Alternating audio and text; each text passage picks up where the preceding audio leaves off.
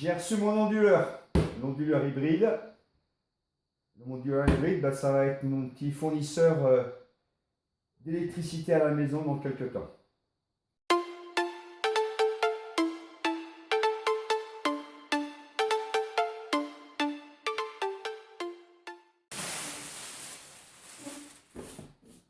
Belle bête. L'onduleur que j'ai acheté est un modèle de chez MPP Solar. Donc MPP Solar, c'est un distributeur chinois de matériel dédié au solaire, à l'éolien ou à l'hydroélectrique. Et c'est surtout une fabrication de chez Voltronic Power. Voltronic Power qui, eux, fabriquent de l'appareillage toujours pour l'informatique, l'industrie ou le particulier et fabrique entre autres des produits dédiés à toutes ces énergies renouvelables. Donc mon modèle à moi est un modèle de la série MPI en 5,5 kW, ce qui veut dire que je peux alimenter une charge avec cet onduleur de 5,5 kW, sous réserve bien sûr d'avoir la disponibilité en entrée. Donc en entrée, j'ai plusieurs possibilités. Je peux brancher le réseau EDF. Je peux brancher deux entrées solaires, éolien ou hydroélectriques, sous réserve que ce soit des entrées en courant continu. Donc ce sont deux entrées sur l'onduleur qui sont en MPPT, donc qui permettent de s'adapter et de tirer le maximum de puissance des systèmes que l'on branche dessus. Donc le maximum de l'énergie générée par la centrale hydroélectrique ou par les panneaux solaires. Permet aussi de charger, cet onduleur permet de charger des batteries. Donc dans mon cas, actuellement, c'est la petite batterie de 1,5 kW que j'avais réalisée avec des cellules de récupération d'ordinateurs portables. Dans l'avenir, je compte réaliser une batterie beaucoup plus grosse, donc c'est-à-dire avec une plus grosse capacité, me permettant là effectivement de me servir à fond de l'onduleur et de pouvoir alimenter l'intégralité de la maison.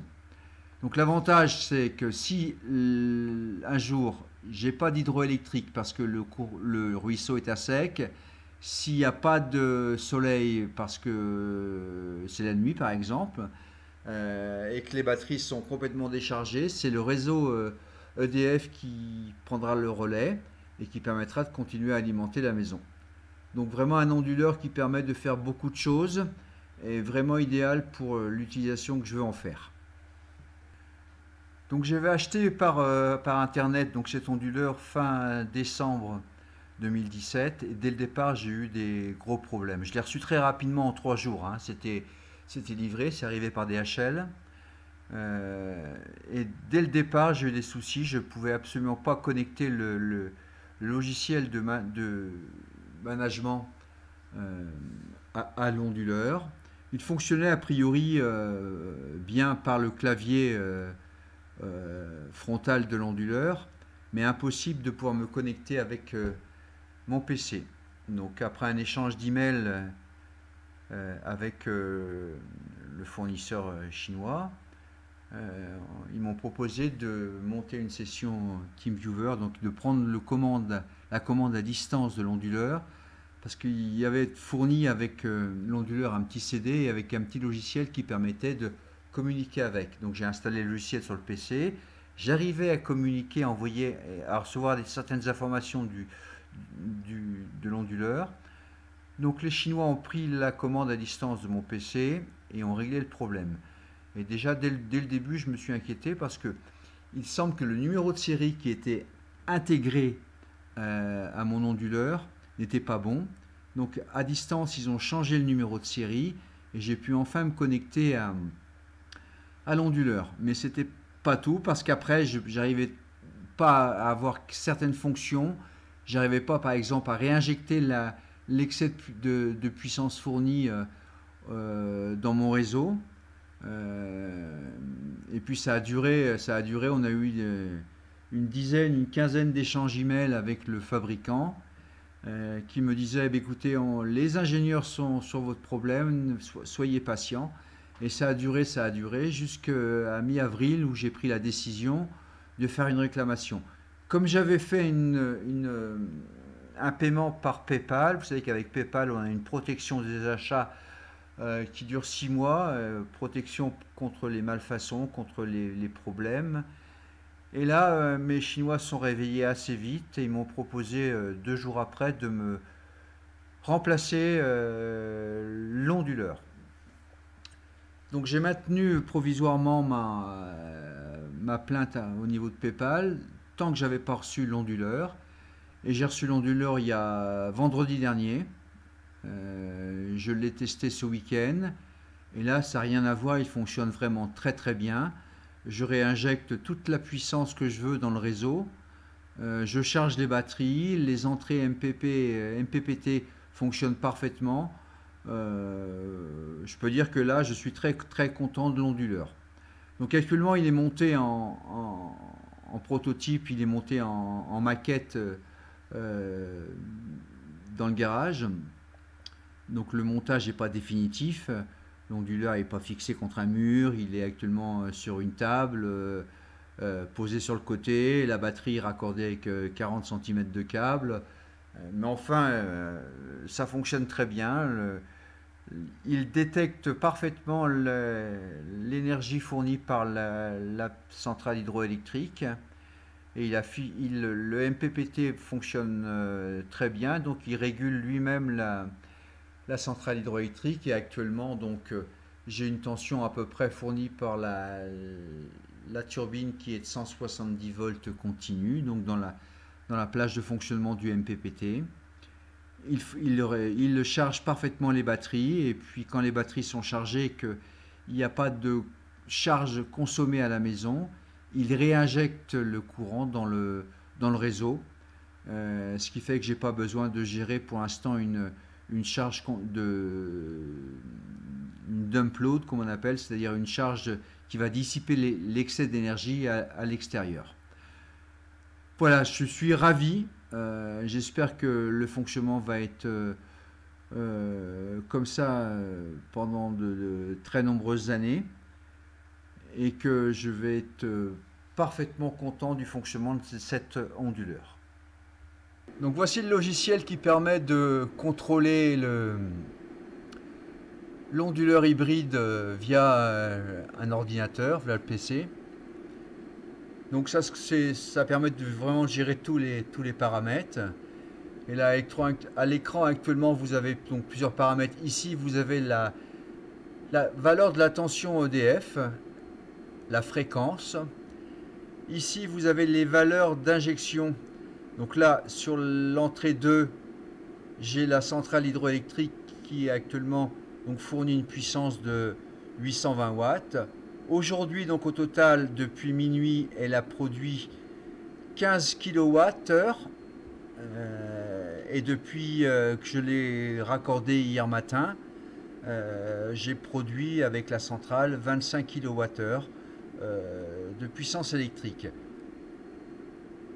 Donc on a un enregistrement des valeurs soit dans les dernières heures, soit par jour. Donc hier, comme je l'ai branché, en cours de journée, j'ai produit 9 kW et demi, et aujourd'hui depuis minuit, donc on en est à 15 kW. Donc je vais pouvoir enregistrer comme ça toutes les valeurs journalières, mensuelles ou annuelles. Donc là actuellement je suis en mode de fonctionnement ce qu'on appelle grid tied avec backup, c'est-à-dire que je suis relié au réseau EDF.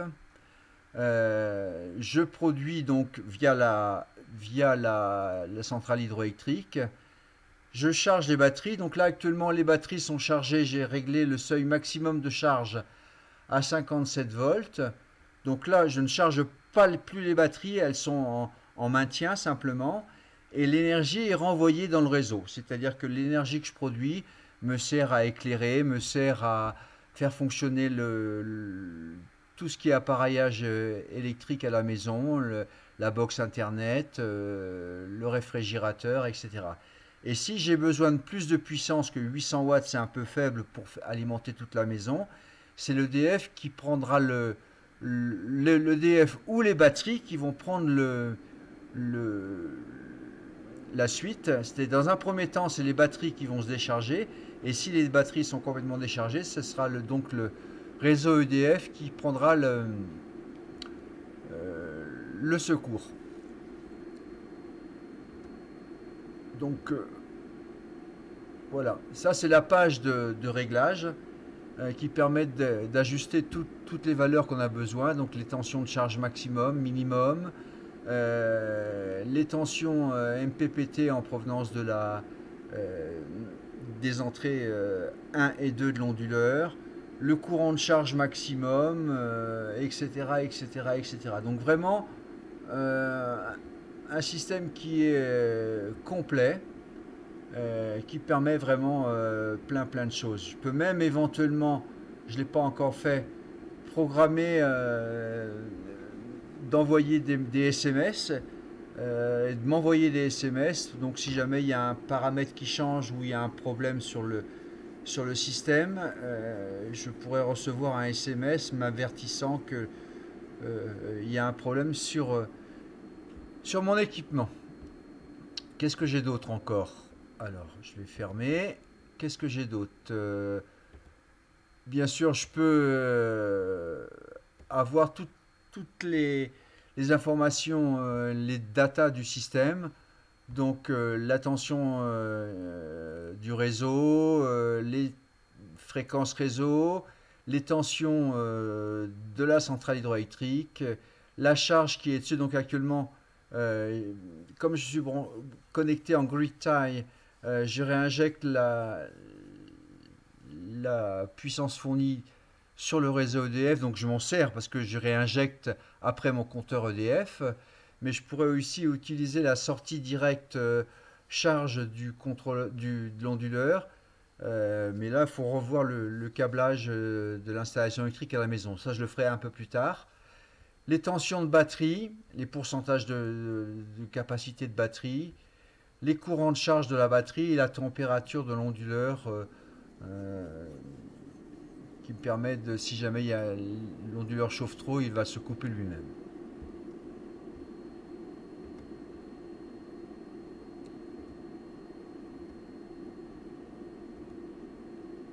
Une autre page de contrôle qui permet de voir toutes les événements qui sont passés sur l'onduleur. Donc là, comme je viens par exemple de rebrancher mon ordinateur dessus, il m'informe que j'ai réinstallé la communication entre l'onduleur et le PC. Voilà, vraiment un tas de paramètres très importants, très intéressants pour pouvoir vraiment gérer le système à fond. Le seul problème, c'est que actuellement, donc, je suis branché avec un câble USB sur l'onduleur. C'est une liaison série USB. J'essaierai d'installer un petit système Wi-Fi ou Bluetooth qui me permet de vraiment l'avoir depuis la maison, parce que là, depuis le garage, c'est un peu compliqué. Il faut vraiment brancher l'ordinateur avec le câble. Euh, le jour où j'aurai installé un petit système Wi-Fi, ça sera nickel, je pourrai vraiment le voir depuis la maison. Voilà. Que vous dire d'autre? Très bon onduleur, j'espère qu'il sera fiable, pas très cher. Cet onduleur m'a coûté, frais de port compris, 1300 $ américains, ce qui fait à peu près l'équivalent 1300 euros, on va dire, suivant les fluctuations du dollar. J'ai eu 80 euros de frais d'importation par DHL. Bon, ils avaient dû déclarer que l'onduleur coûtait pas très cher. Autrement, ça correspond ces 80 euros aux frais d'importation et de TVA.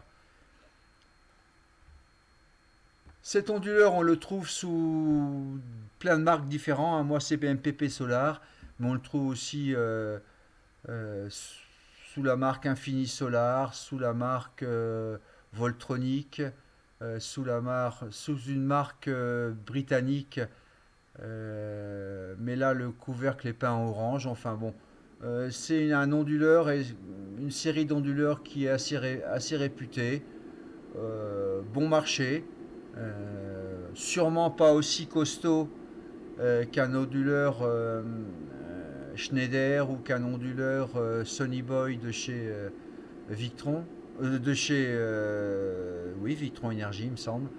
Mais enfin un très bon onduleur. Voilà. La turbine est raccordée à l'onduleur depuis maintenant 9 jours. Je vais vous présenter donc les résultats, les puissances fournies par l'ensemble depuis donc ces 9 jours. Donc depuis 9 jours, la turbine fonctionne 24 sur 24 en raccordement sur l'onduleur. J'ai vraiment eu de très très bons résultats. Donc nous sommes aujourd'hui dimanche, il est 16 heures.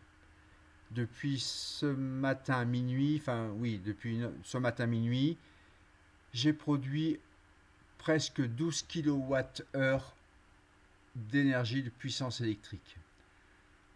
C'est nickel. Et depuis donc samedi dernier, je produis à peu près par jour un peu moins de 20 kWh, ce qui est fantastique pour moi, hein.